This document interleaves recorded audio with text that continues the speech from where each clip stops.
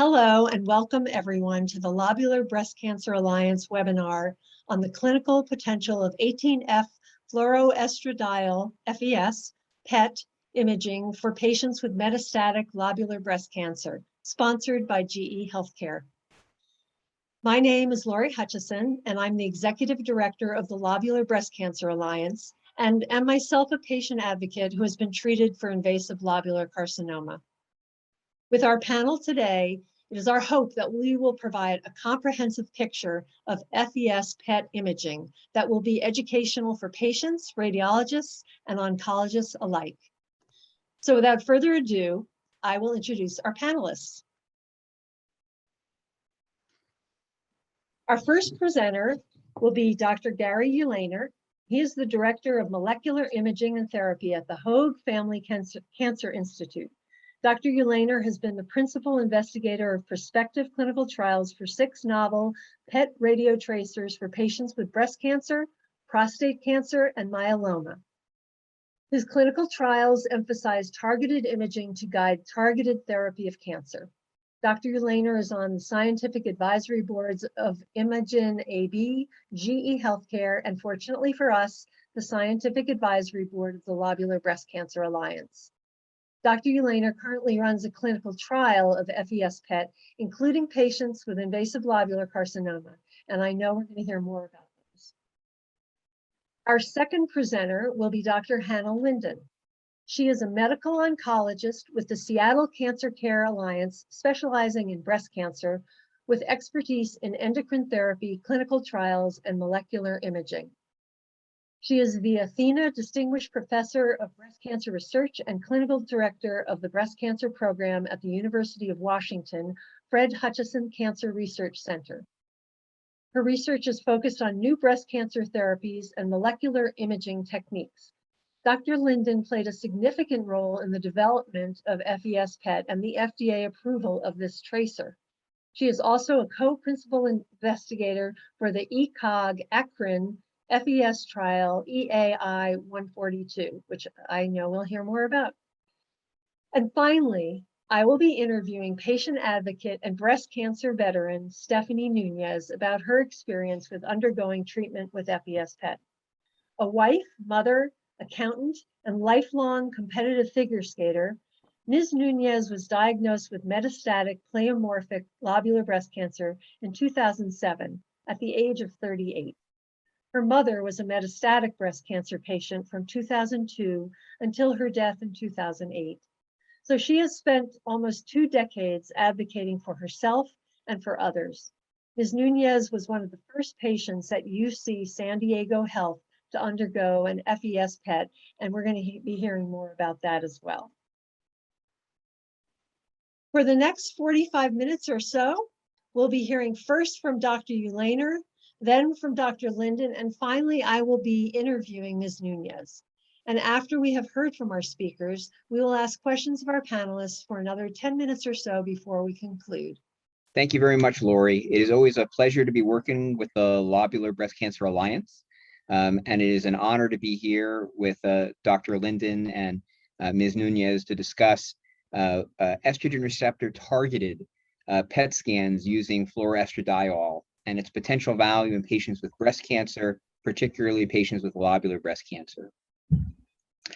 My disclosures, as well as I disclose, I like to teach molecular imaging beginning at a very early age.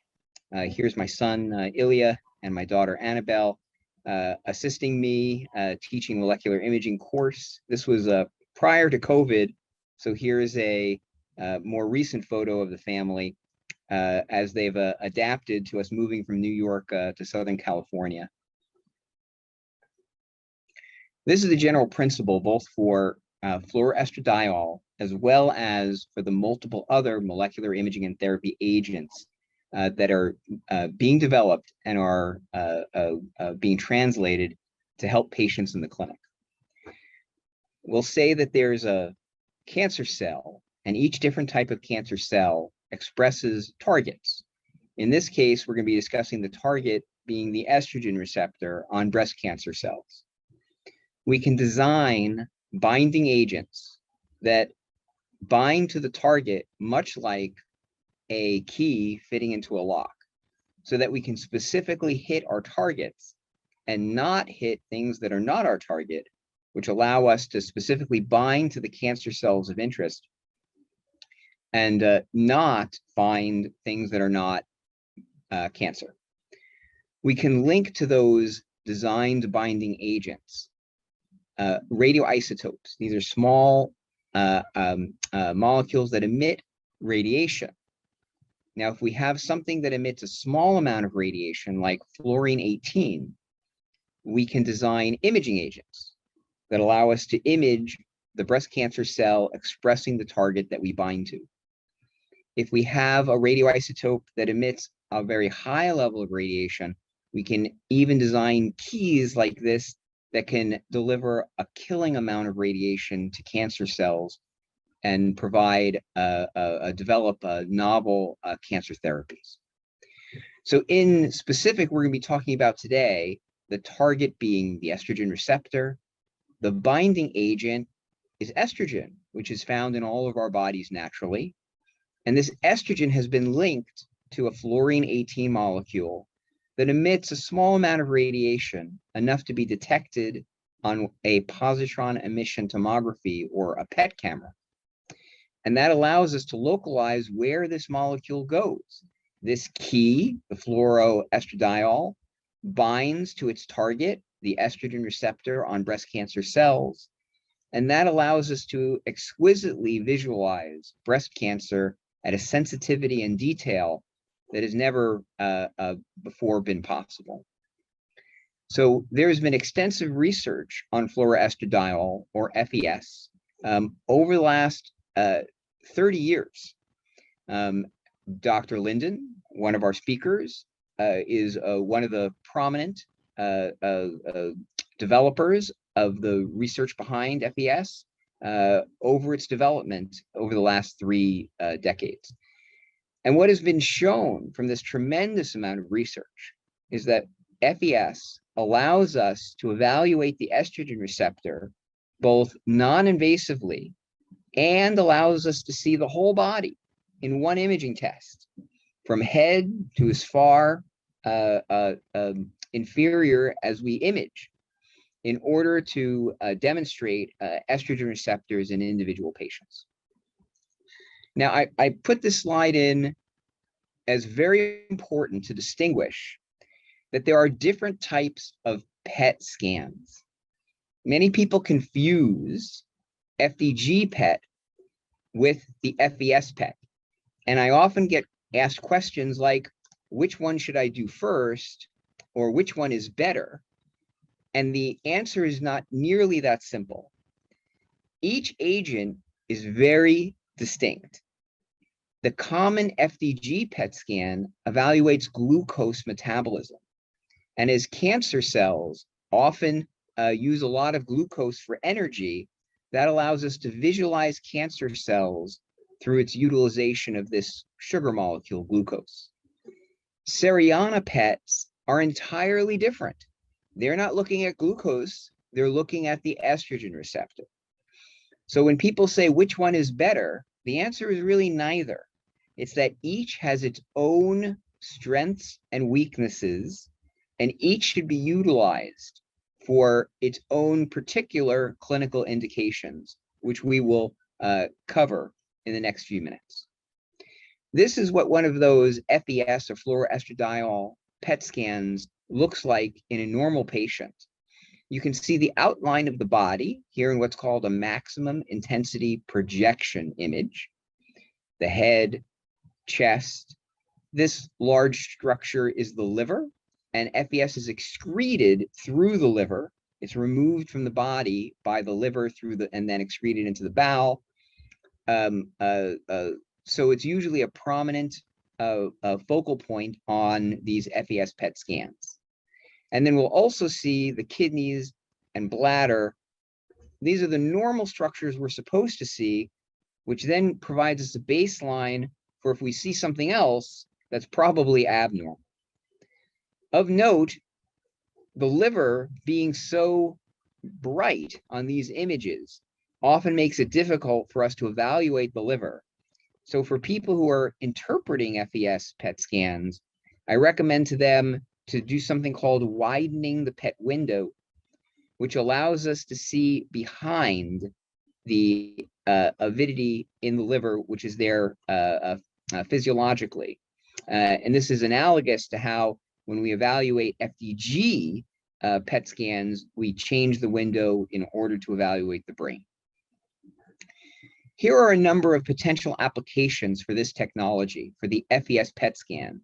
So it is not that the FDG does a better job than the FES, or the FES does a better job of the FDG. They each perform extremely well for their own applications.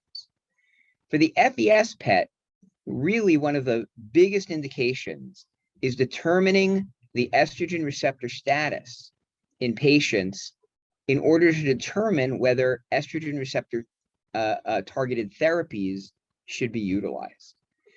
Now, this diagram is from nearly 20 years ago, but it really demonstrates the principle that we're discussing here extremely well. Each dot here represents a patient who has been with metastatic breast cancer that was treated with estrogen receptor targeted therapies. And these estrogen receptor targeted therapies have been found to be extremely useful in slowing the growth of breast cancer tumors and prolonging patients' lives. Now, it's important to be able to find out which patients are going to benefit from these agents and which patients are not. So here we have a measurement on the y-axis of the amount of uptake of the FES on one of these FES PET scans. And then we break patients who are treated with these estrogen receptor targeted therapies into the patients that responded to therapy and the patients who do not respond to therapy. And what I think is very telling here is that below a certain amount of uptake on this scan, all patients are non-responders. So if you have a patient that is on estrogen receptor targeted therapy and they progress on that first line therapy, a great use of these FES PET scans is to perform an FES PET to determine which patients were likely or have potential to respond to a new estrogen receptor targeted therapy, and which patients will definitely not respond, and we should not spend time, money, and opportunity treating patients with these agents. They should go to other forms of therapy. Let me show you some examples here from a more recent manuscript, which is using modern estrogen receptor targeted therapies with a aromatase inhibitor and a CDK4/6 inhibitor. Here we have an example of the FDG PET scan. This is looking at glucose, and here it shows us tumor in the patient. The FES PET scan is performed, and it shows that tumor is FES avid. If we look at that original diagram that I showed, this patient is up here. Their tumors do take up the FES agent, and while that doesn't guarantee that the patient will respond, there are some non-responders, the majority of patients do respond. So this patient is appropriate for this estrogen receptor targeted therapy. And as we can see on a follow-up FDG scan, the disease has greatly decreased after therapy. Let's compare that to this patient who has multiple sites of disease seen on the FDG PET. An FES PET is performed, and this patient's tumor is not avid for the FES tracer. So the tumor is there, as demonstrated by the FDG, but we're not able to access the estrogen receptor in this patient's tumor. So this patient is down here on the graph, and we can pretty reliably predict that this patient should not respond to estrogen receptor targeted therapy. And indeed, this is a patient that does not respond. So for future patients, we can use this FES PET scan to help us determine which patients should receive estrogen receptor targeted therapy and which patients should not and should go on to other lines of therapy such as chemotherapy. This is probably today potentially the greatest use and opportunity for using FESPET. But I'll briefly mention a few other scenarios where the FESPET can also be valuable. Dr. Kurlan and Dr. Linden from University of Washington have demonstrated that the FES can be utilized in patients in which they have lesions that may be very difficult to biopsy, or in a location such as the brain that it would be very morbid to biopsy. And the FES can be used in lieu of the biopsy to give us information as to whether a lesion seen in the brain is estrogen receptor positive and thus likely to represent an estrogen receptor positive tumor deposit. The FESPET can also be used for solving clinical dilemmas if conventional imaging has inconclusive results. This group out of the Netherlands used the FESPET to study patients where conventional imaging was equivocal. Was this disease? Was it not disease? We're not sure. So in an estrogen receptor positive tumor, the FES could be, a PET scan could be used to help provide better information than what is currently considered conventional imaging. And in more than 85% of cases, they were able to get information which affected patient care from the FES PET scan when standard of care imaging was inconclusive.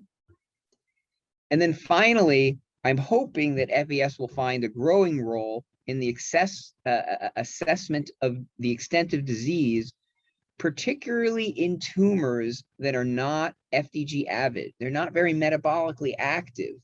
So the FDG may not work so well. If they're estrogen receptor positive, the FES PET may work better. And we have an ongoing prospective research trial at the Hoag Family Cancer Institute in which we're looking at patients with locally advanced breast cancer and patients who have been treated and have suspicion for recurrence of breast cancer. They're undergoing standard of care imaging as well as the FES scan as a research study. And then if we find anything suspicious for disease, undergoing biopsy in order to confirm that what we see on imaging truly represents malignancy. I'll show two examples. The first is a patient with lobular breast cancer who had a presumed locally advanced breast cancer. The CT and bone scan did not find any distant metastases, but the FES PET found osseous disease, which was not seen on standard of care imaging. This was biopsy proven to be an osseous metastasis, and this changed the way the patient was treated right off the bat. They were unfortunately no longer eligible for local control of disease because the disease had spread beyond the local breast and axillary nodes. And if this was not recognized, then the patients may have received the wrong types of therapy for their stage of disease. So the FES PET was able to help select the most effective therapies with the least side effects for this patient. Similarly, this is a patient in cohort 2, another patient with lobular breast cancer that was suspicious of having a left chest wall recurrence, and the patient had an FDG PET scan as a standard of care study, demonstrating one small focus of disease in the left chest wall. The FES, or Seriana PET CT, was performed. Again, these are two different mechanisms of action. This finds the estrogen receptor, and here, looking for the estrogen receptor in lobular breast cancer, was able to disclose, unfortunately, many, many more sites of disease than the FDG PET CT, requiring more disease to be accounted for in the future therapy. Both of those last two patients were lobular breast cancers, and as probably many of the people online here know, lobular breast cancer is not the same as ductal breast malignancy. Lobular breast cancers are clinically and molecularly distinct from ductal breast cancers. They have different gene abnormalities, which leads to different pathology and thus different growth patterns. And this has resulted in lobular breast cancers being more difficult to detect on mammography, ultrasound, MR, and importantly, on FDG PET. But because lobular breast cancers are almost always estrogen receptor positive, this is a really remarkable opportunity to use the estrogen receptor targeted imaging to help detect the extent of disease in lobular breast cancer that is evading detection on other, what we consider maybe more standard imaging modalities.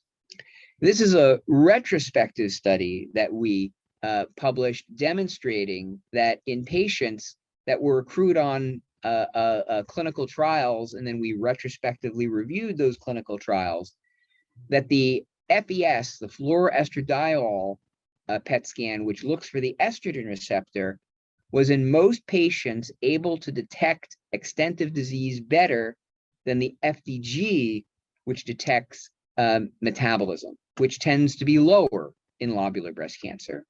And this formed the basis of our prospective trials that are providing better evidence for this phenomenon.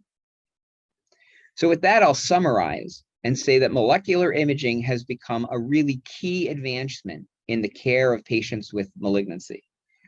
And that one particular agent that we're discussing today, the fluoroestradiol, provides estrogen receptor targeted imaging. And this is both newly FDA approved and a growing tool for the care of patients with breast cancer. And I discussed 4 potential applications of estrogen receptor targeted imaging with FES. The first, helping to select patients who should or should not receive estrogen receptor targeted therapies. The second, helping to determine estrogen receptor status in patients that have lesions that might be difficult to biopsy. The third, helping to problem solve when conventional imaging modalities are inconclusive. And then the fourth, helping to evaluate the extent of disease for patients with tumors such as ILC that have lower FDG avidity. So these first 3 may be more generalizable to all types of breast cancer. And this last one, I hope, is going to have a very particular impact on patients with lobular breast cancer. Thank you so much for the opportunity to be sharing this information with you. Thank you so much, Gary. This is really a lot of great information, and we're going to hold questions for you and for everyone until each of you has had a chance to present or talk. So I'm going to now ask Dr. Linden for you to please go ahead. So thanks for the invitation, and honored to really work with the group here and ponder what to do next for lobular breast cancer. I have a few disclosures as our data was used to help approve this tracer for clinical work. We've had a fair amount of experience using FES.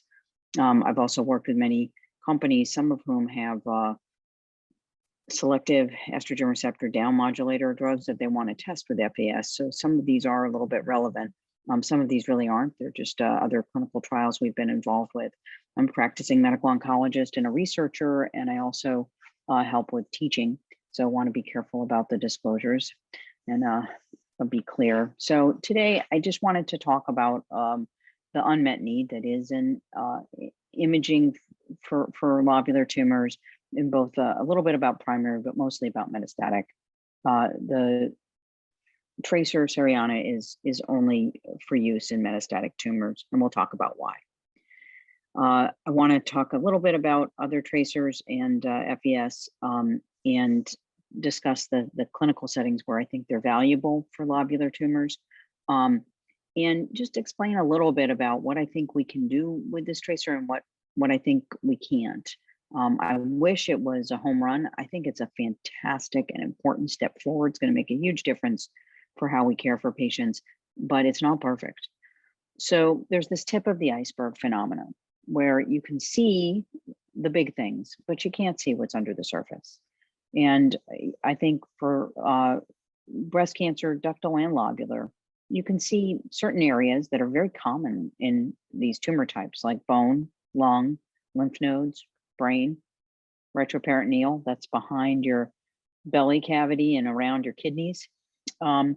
And actually uterine uptake is a standard control for FES. The uterine uptake is always positive. And you could see an ovarian drop met, I think, with this tracer. Liver mets are a little bit more controversial for us because the tracer is cleared by the liver, but there are ways to tease out some views of negative and positive uptake by the tracer. However, when there's just a tiny bit of disease and it's sparse, it's spread out, which is what ILC does for us sometimes, you often cannot really clearly see it.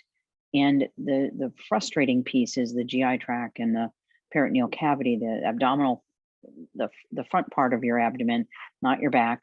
We don't visualize that well at all. And so that's very frustrating for all of us because that's an area of need. And so it's considered a still unmet need in lobular. So lobular cancers tend to spread in a net-like pattern. And so they can really be tough to see by any imaging tool. However, we've seen that they're actually not so bad in some cases with MRI, and we've published that, but it was a careful controlled setting, which excluded a bunch of more common scenarios. So I'm not telling you MRI is perfect, but I'm actually telling you that I think it's pretty good. I think that it is a great role for FES, but for primary tumors, this is not proven yet, and it's not going to be covered by insurance.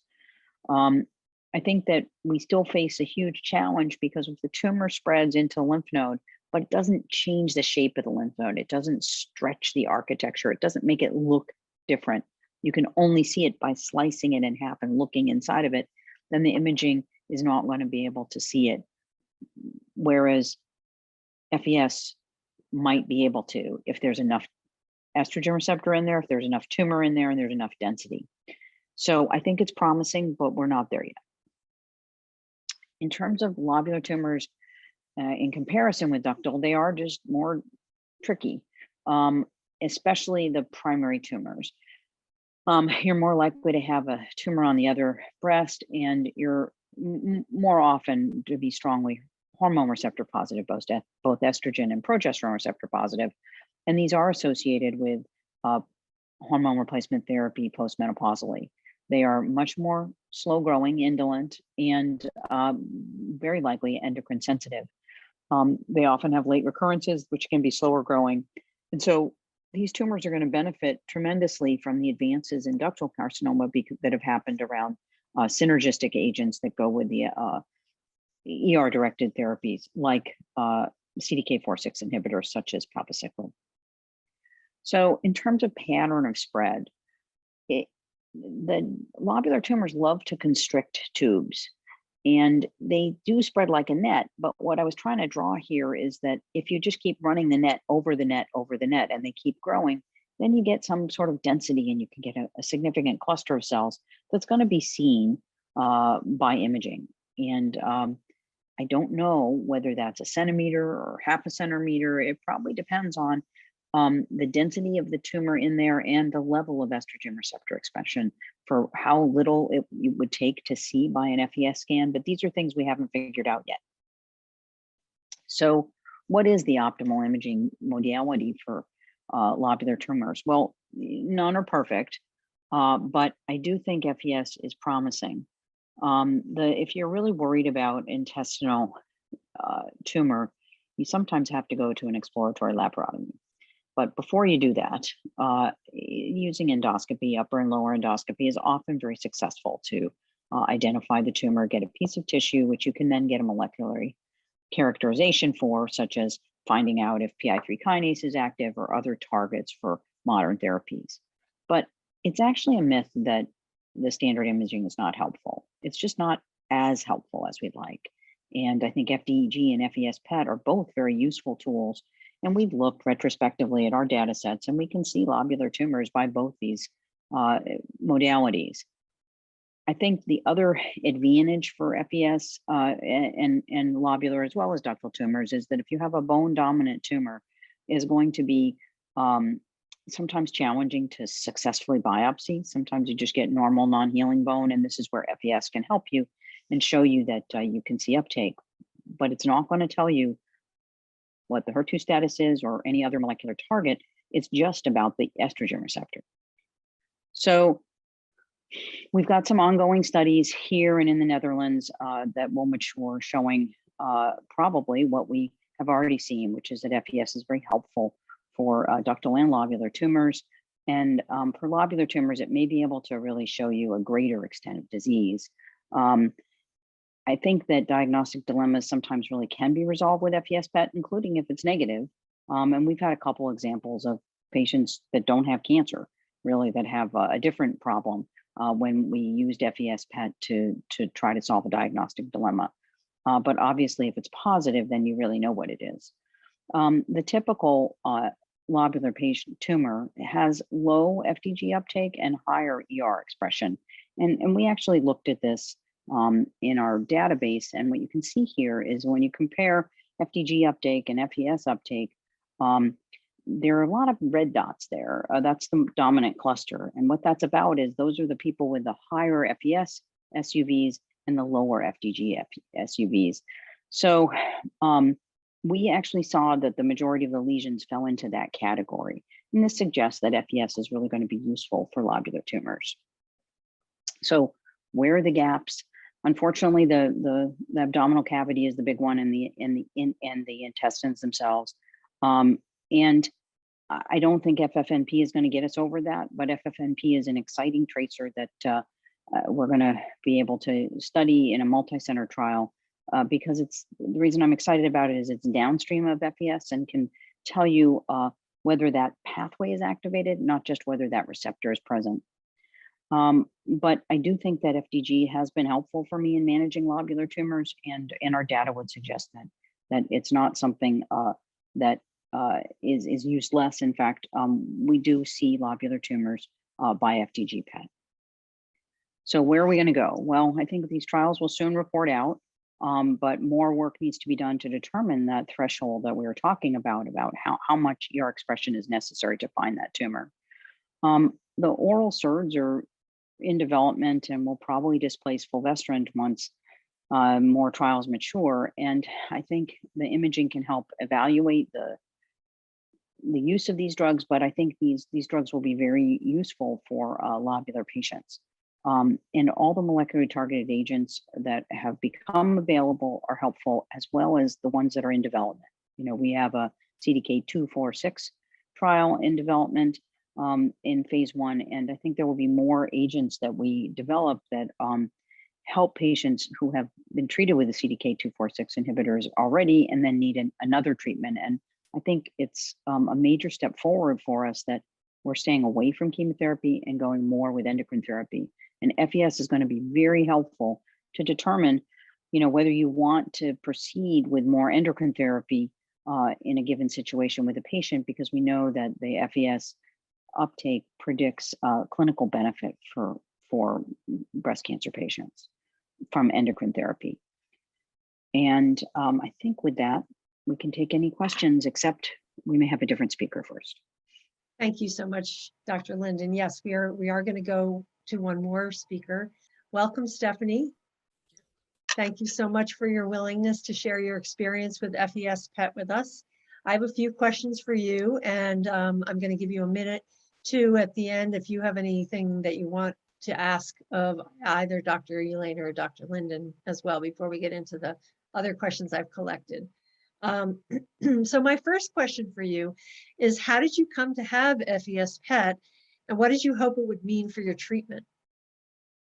Okay, so several years ago, I had seen a presentation that Dr. Ulaner had given regarding lobular imaging in general. And in that presentation, he had touched on the fact that the future of imaging for lobular lay in the development of new tracers, specifically ones that could find ER-positive tumors.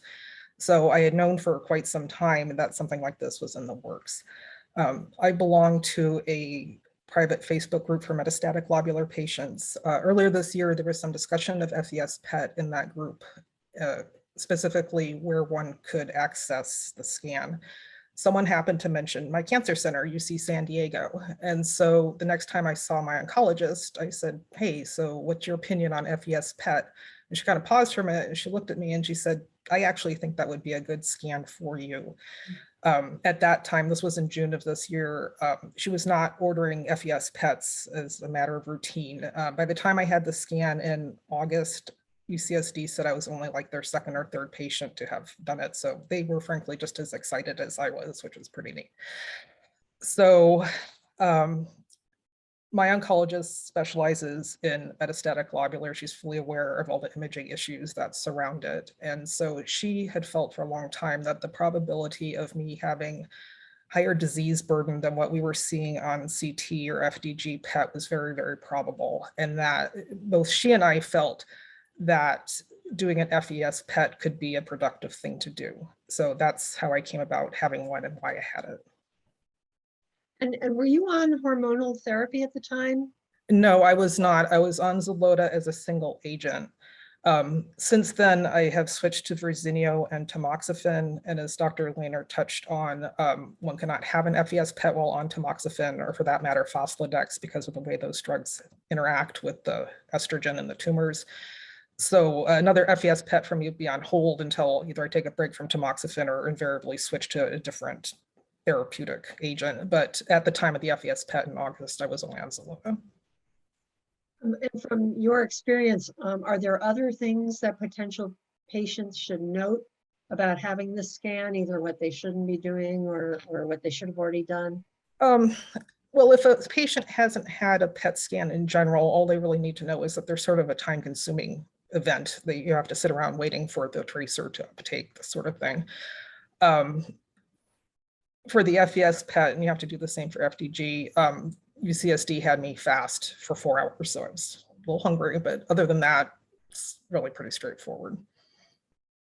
So you've had the FDG PET too. Yeah. Can you describe how the experience was different? So the only difference is really kind of surrounding issues with the tracer. So FDG PET uses, of course, the radioactive glucose. The uptake time for that is around 45 minutes. I have been at some facilities where it's closer to an hour. And of course, they have to check your blood glucose level before injecting you with the tracer. The FES PET with the radioactive estrogen, UCSD had me wait 80 minutes. So it just took a little longer. And after that, things are identical. I believe it's the same machine. You just lie there and get scanned. It takes about 30 minutes. But the FES PET was time consuming. From check-in time to leaving, it was about a 3-hour event. So just something for the patients to kind of be prepared for. You got to kind of block out a whole morning or a whole afternoon to have it done.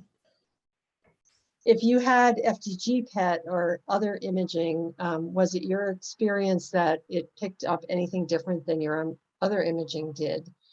And did you know if FES PET missed anything that other imaging techniques detected better?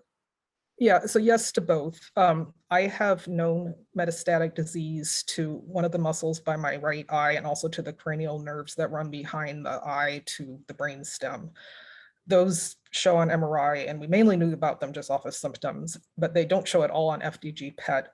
They did light up on FES PET, and actually it was really interesting because my neuro-oncologist showed me the images, and I mean, literally it was like this glowing orb in my head. It was really something.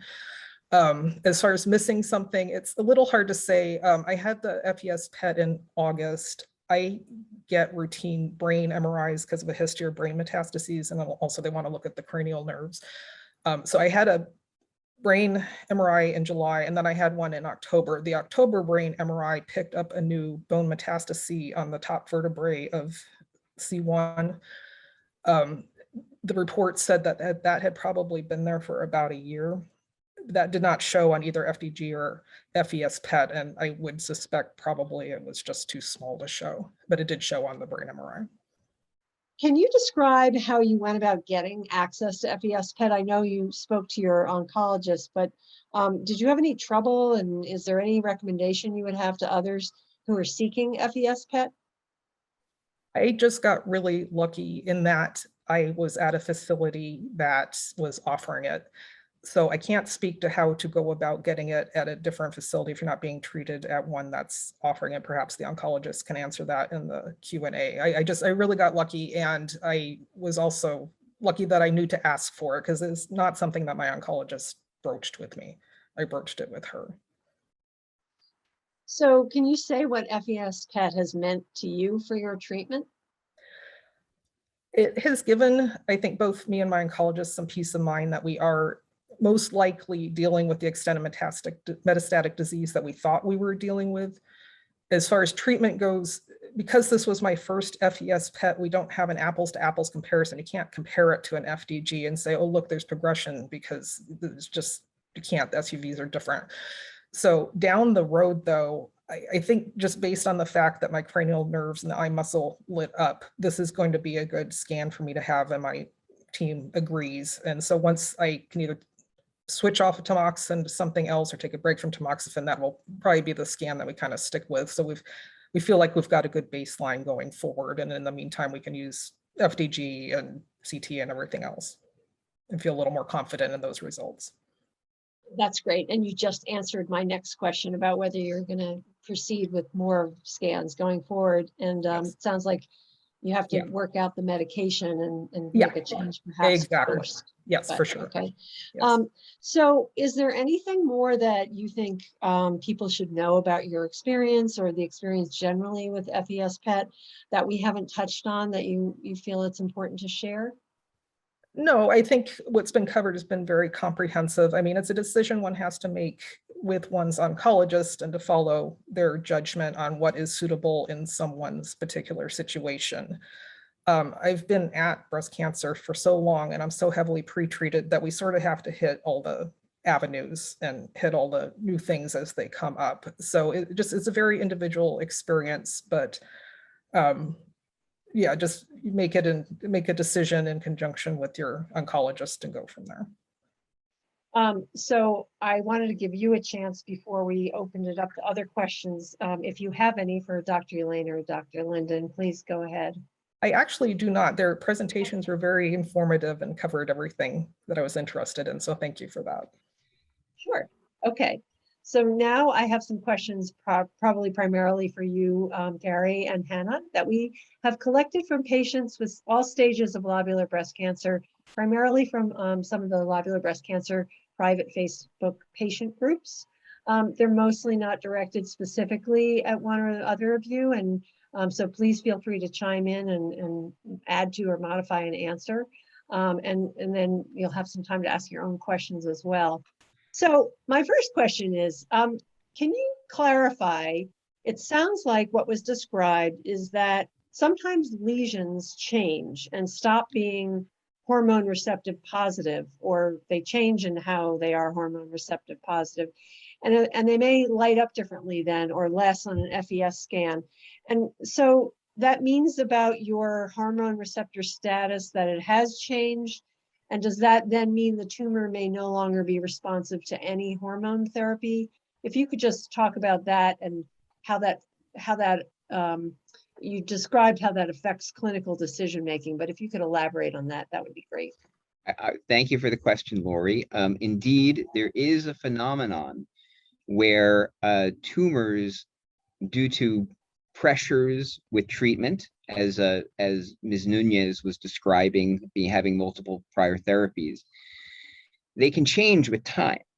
So a tumor that starts as estrogen receptor positive may eventually have metastases that are not apparently expressing estrogen receptor, and tumors that in that case, the tumors that may not express estrogen receptor, there have even been examples where we found that estrogen receptor begins being expressed again after lines of therapies that might be suppressing other clones of a breast cancer.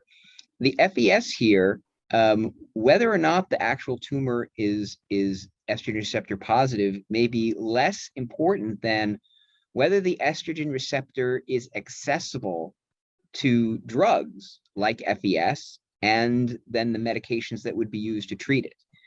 So whether the tumor goes from ER positive to not ER positive, or whether the tumor stays ER positive, but is that ER is no longer accessible to the FES, the implication, I think, is the same. It's that the ER targeted therapies will not be successful in those patients.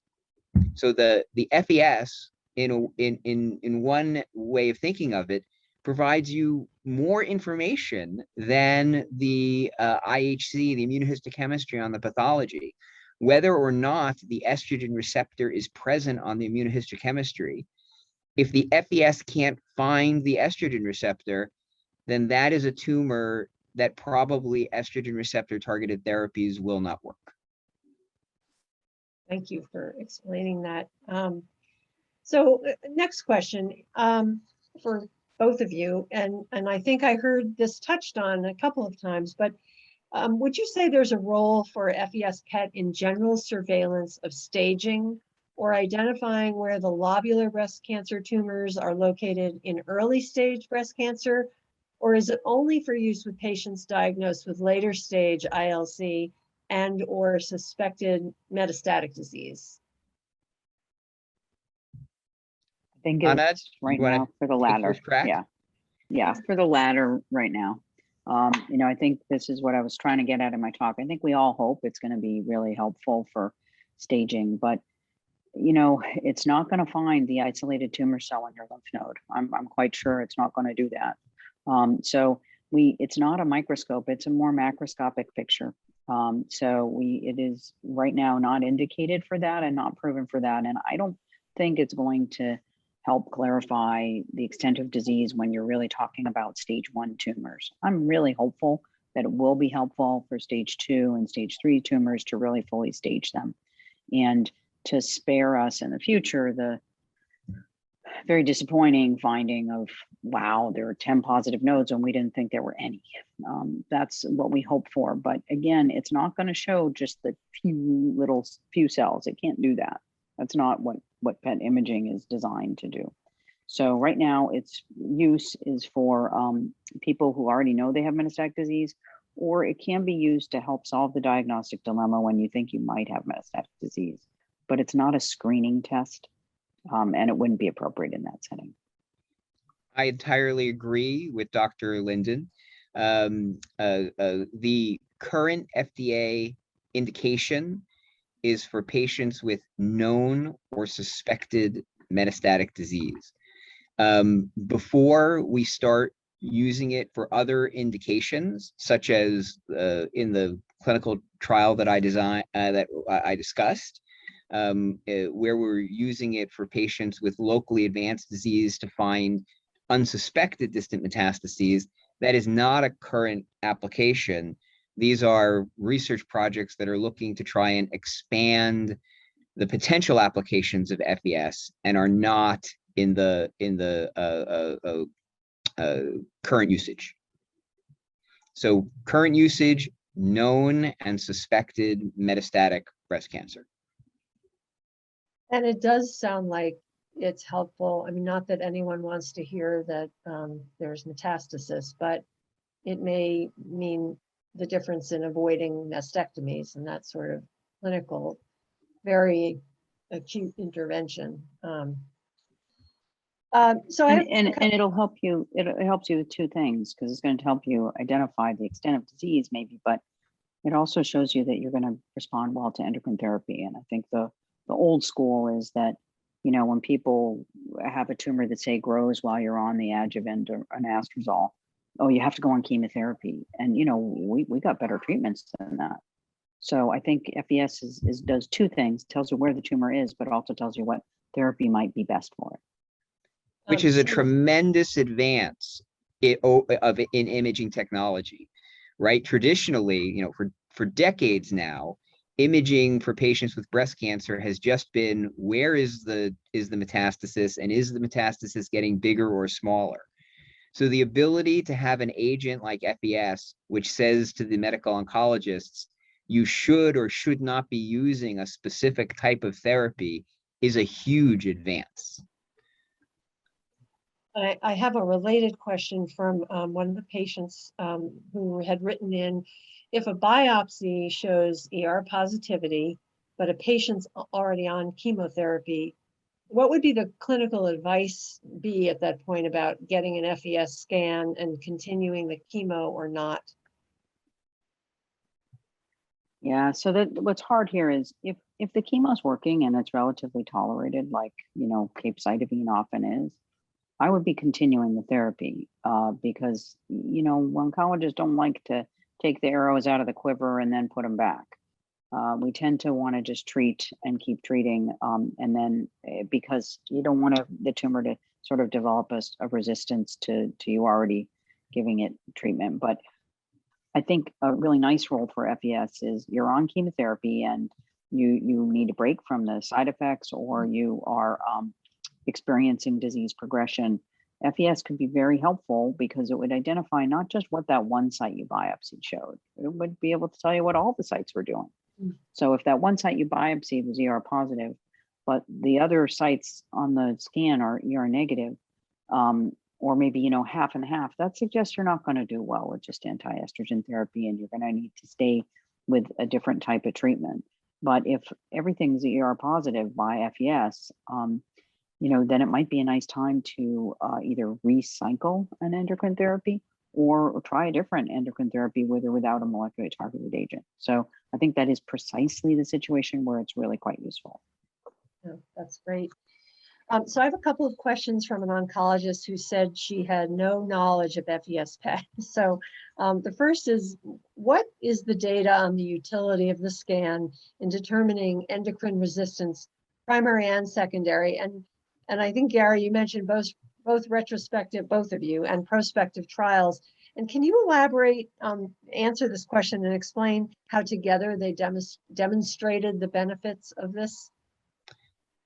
I would say if the question seems to be, you know, in for initial or subsequent ER targeted therapies, you know, what is very strong data for patients who have failed a first line estrogen receptor targeted therapy, that the FES PET is very valuable in helping determine whether a second line estrogen receptor targeted therapy has a chance of being beneficial for the patient.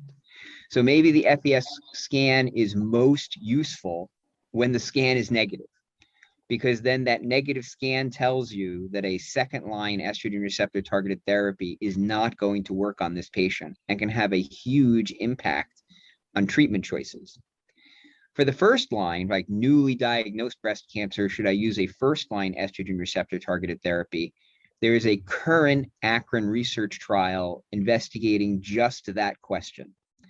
So while I don't know if it's going to be that is going to be a wide use for FES at this very moment, I hope in the near future we will have an answer to that question.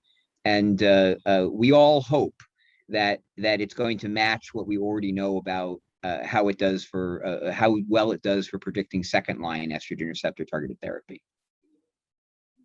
Yeah, I think I agree.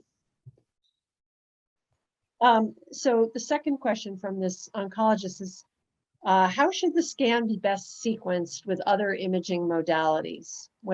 I think in particular when you're with a patient with lobular breast cancer. That is, if you don't mind, Hannah, that is the question I hear very, very commonly.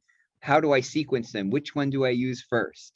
So I think it goes very important. It's very important to recognize what is the indication what is the question that you're trying to answer? Because it's not which scan should you use first, it is what question do you want to answer?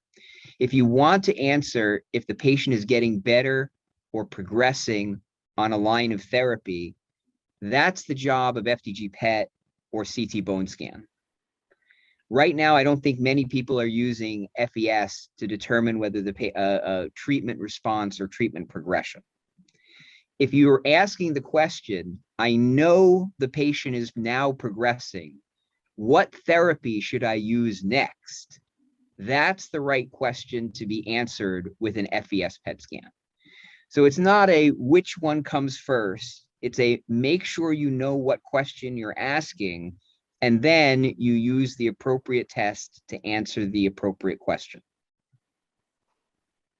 Right. Despite Dr. Ulaner's publication showing that FES shows nice blockade with oral SERDs, that's not a clinical indication. Because the truth is, it's a great way to test for pharmacologic activity, but we actually don't even know that complete blockade is necessary. It's a hypothesis. So we should not be using FES to assess how your treatment's doing. It's when you're about to make a treatment decision and you want to know if endocrine therapy can be on the table for the patient, this is the good moment to order it. I think the other indication that we've all, I think, alluded to at different times, including our fantastic advocate, is when you have a funny symptom and you're trying to figure out, is that really going to be, a diagnostic dilemma? You have to have enough tumor to see it, but FES will be great, I think, for these orbital situations and for other, small bony and neurologic issues. FES is going to be very helpful there. Particularly in patients that are strongly estrogen receptor positive and the tumor is not particularly metabolically active. So the FES will do a better job than FDG. Right. And the problem is the tumor could change its stripes. So we've all seen it, the tumor starts off positive, ER/PR positive, and then the next biopsy, it's ER positive, PR negative. And then years later, you biopsy and it's completely different. That doesn't happen frequently, but it happens.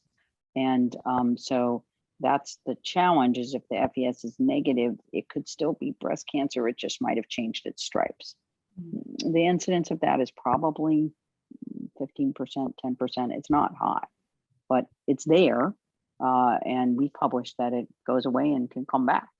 So this is tricky, but I think it is a useful tool for therapeutic decision making. It's a nice new way to be less invasive to the patient and get some really important clinical information. So where can patients be enrolled in clinical trials with this now? Or can they? Oh, yeah.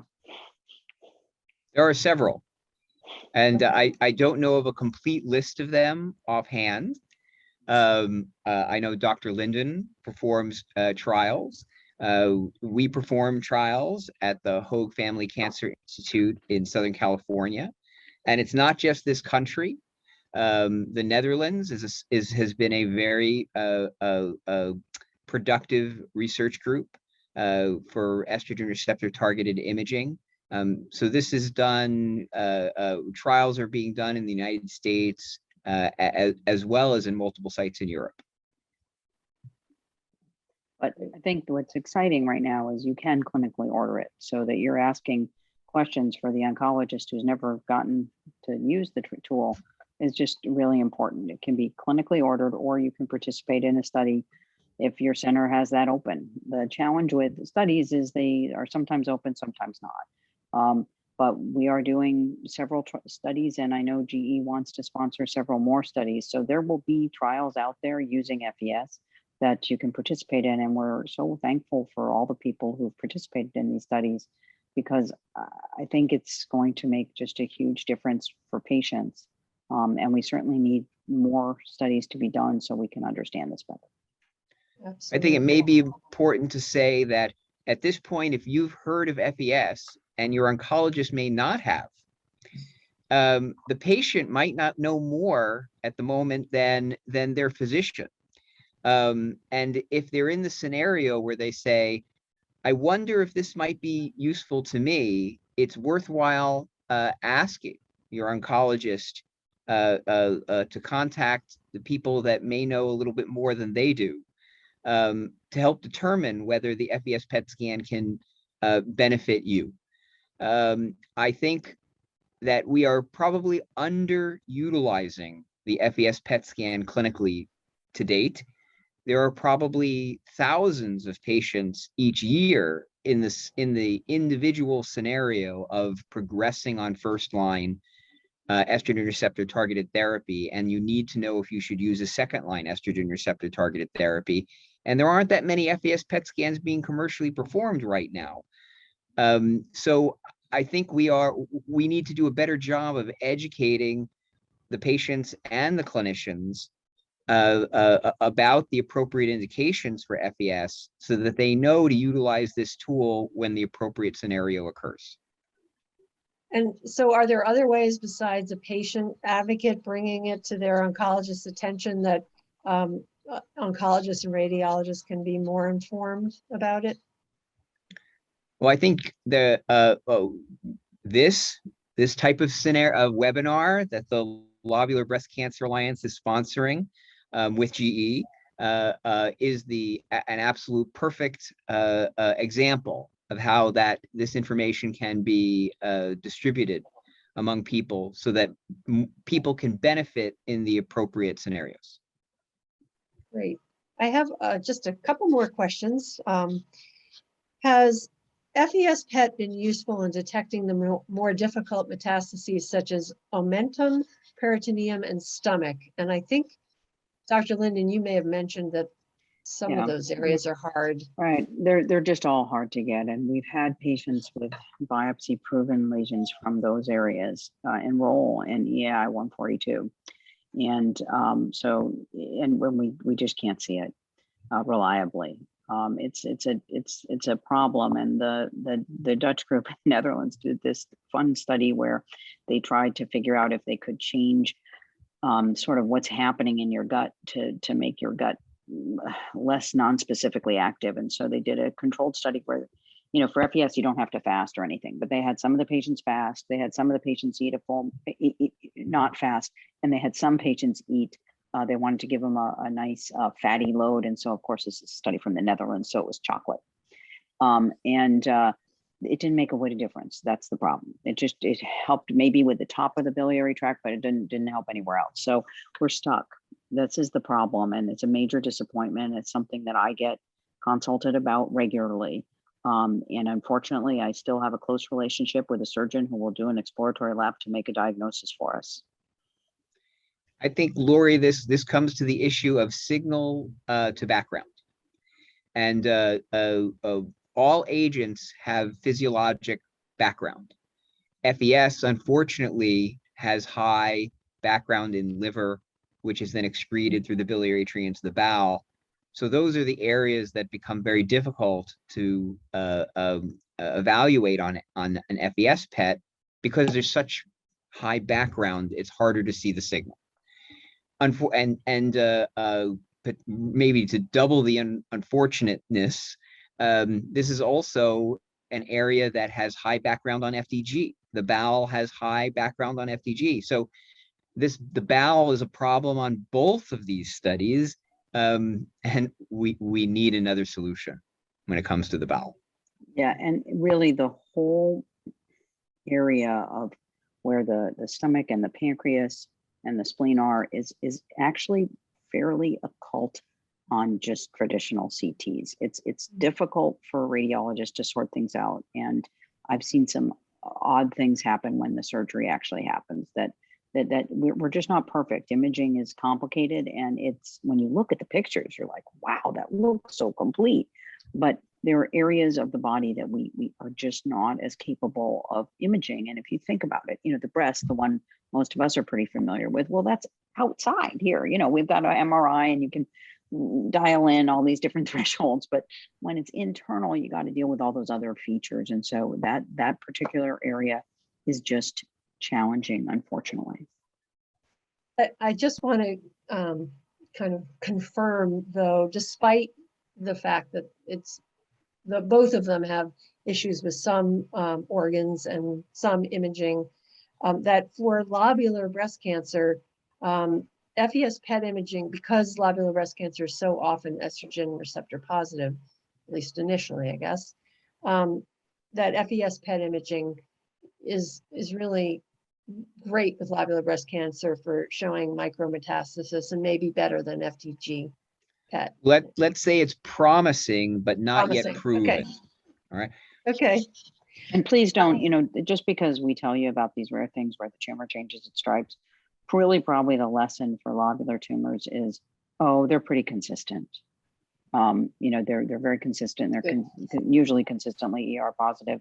And I've used, ER-directed therapies. I'm so happy that we have more of them now, because then we can do more for patients without getting into the chemotherapy bin. It's not just the side effects that bother me. It's Right. will it even be effective for such an indolent tumor? So the endocrine pathway just is so much more appealing on all fronts.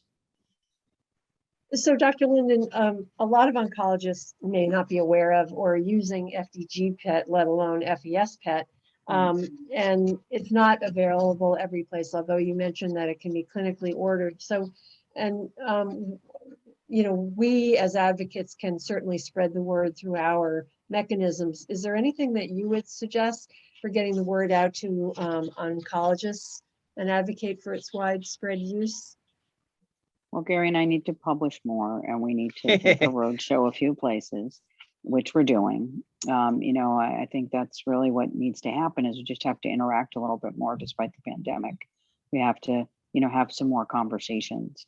But I also think that, as the data matures from the studies in the US and the Netherlands, we have to talk more about what those mean, and share that information so that people understand that this is useful. One of the interesting things is, I've been doing this for a while, and so the data set that we are using is in the pre-CDK4/6 era. But there are modern studies. The group in the Netherlands has shown that FESPET predicts response to CDK4/6 inhibitors. So I think we just have to share that data and keep discussing it. And I do think we have to do more trials to engage in some of the more challenging questions, so that we can get some answers. I think what Gary's point is this is completely novel, functional imaging. This is just this is what we've all been wanting. So we just have to kind of talk about that a little bit more. It's not just a picture. It's, as I explain it to people, it's what's the tumor doing? It's a little more intriguing. So I think it's getting people used to that whole concept. When I think some of the questions you were asking were, well, you're going to use it because you're going to restage them, you're going to get it every time or not. No, it's about when you're making a treatment decision. And it sounds like we need to help get some protocols changed. Can you comment on that and how advocates might help with that as well? Yeah, I know some of the studies that we've been talking about, and including ECOG-ACRIN 1183, are looking at studies where you can just have bone dominant disease, or just studies where you don't have to measure things. The prostate world has faced this challenge, and we certainly face it, where a patient doesn't qualify for the study either because they have a comorbidity or they don't have resist measurable lesions. And I think it is important to advocate for some modifications there. Those have been made in several studies, including the EI 142, the FES trial, but also the 1183 is the bone PET trial, to allow patients with evaluable disease, but not measurable, because these are, they're actually common, but those patients are never allowed in studies, so then we don't have any data about them. So Right. I think advocates have pushed for this, and that's an important thing to keep on the radar, because one of the reasons people don't enroll in a trial is there isn't a trial for them. And we have to make our trials more flexible to allow real world engagement so that we can figure out what the best thing to do for people is. This issue that Dr. Linden is bringing up here is particularly poignant in patients with breast cancer that often have often have bone-only disease, and the current measurable lesions bone lesions do not fall in that category. We've done some work on multi-center trials in which we've utilized nuclear imaging like FDG or FES in lieu of RECIST measurable disease, and that has allowed more patients to get on trials. So yeah, I think that's a hard question, because it's hard to convince the people who are running the trials, hey, include FDG or include FES in your evaluation of measurable disease. But anyone who has an opportunity to speak, to speak to those people who are, when they're designing the trials, can make a big impact. That's great. And as far as if you do wind up ordering it for a patient or a patient asks for it, is it covered by insurance? That's a wonderful question. Because we often get the question from oncologists, we can't get our FDG pets covered by insurance. How are we going to get FES pets covered? And again, I think this goes back to the right test for the right indication. So even if, right, so the NCCN, the National Comprehensive Cancer Network, says the current standard for staging of breast cancer is CT bone scan. And a lot of oncologists know that FDG PET often works better than CT bone scan, but they can't get their FDG PET scan paid for because insurers say, well, you can just get a CT bone scan. We're not going to pay for the FDG PET. Fine. Even if you can't get your FDG PET paid for by insurances, the answer to that question is the FES PET is being done for an entirely different reason. It's not being done for staging or determining treatment response. Right. It's being done to determine what therapy I should get next. And why should the insurance company pay tens of thousands of dollars to pay for a therapy that may not be effective when a single imaging test can point them in the direction of choosing the most effective therapy? I think is an argument that can and will be made more often to help FES PET scans get covered by insurance companies. That's great. So before we wrap up, I just want to give Stephanie another chance. If you have any questions or any thoughts that you want to share or answers to any of the questions that we asked, please jump in. I wanted to chime in just on the insurance issue. It was kind of funny at the time when my FES PET was ordered, I was in the process of switching insurances, and due to a clerical snafu, both insurances were active at the same time, which caused all sorts of confusion. So the old insurance and the new insurance were both contacted for pre-authorization on the FES PET. What was ultimately the old insurance denied the FES PET, but they had a track record of denying PET scans in general, and my oncologist would always have to do a peer-to-peer to eventually get approved. But then the new insurance just right off the bat approved this thing. We didn't have to argue. We didn't do a peer-to-peer. We didn't appeal. And I almost feel like they didn't know maybe what they were approving, but I was like, hey, we'll take it. And so, yeah, they just paid for it. So I got lucky. If anything, I hope it's the reverse. It's that the group that denied it, they didn't know what it was being ordered for. Good point. And the group that approved it, they said, hey, we can potentially save a lot of money and help the patient by getting the right therapy selected. And that's why they approved it. Yes, let's hope so. I think more peers are going to happen. Yeah. But after they occur, more insurance companies are going to learn that this is being done for an entirely different reason, and an important reason that not only benefits the patient, but also benefits the insurance company not paying for stuff that doesn't work. Yeah, that's a great point. Right. And it's I hate to say it, but it's expensive when you sit in the infusion chair. So, it's going to, there's a case to be made that it could save the money. But that's not really the point. The point is it is a completely different intent.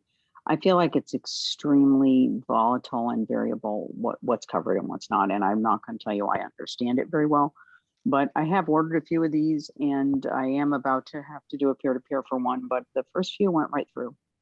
And different insurances. But I don't even want to name the plan because each brand has different sub plans, and we're going to get into this, but it is a very, very different indication.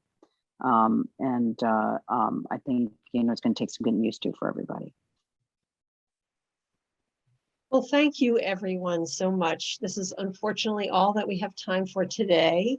This has been so incredibly informative, and I thank you all for being here, and thank you to GE Healthcare for sponsoring this session. Thank you, Laurie. Yes, thank you so much. Thank you, everybody.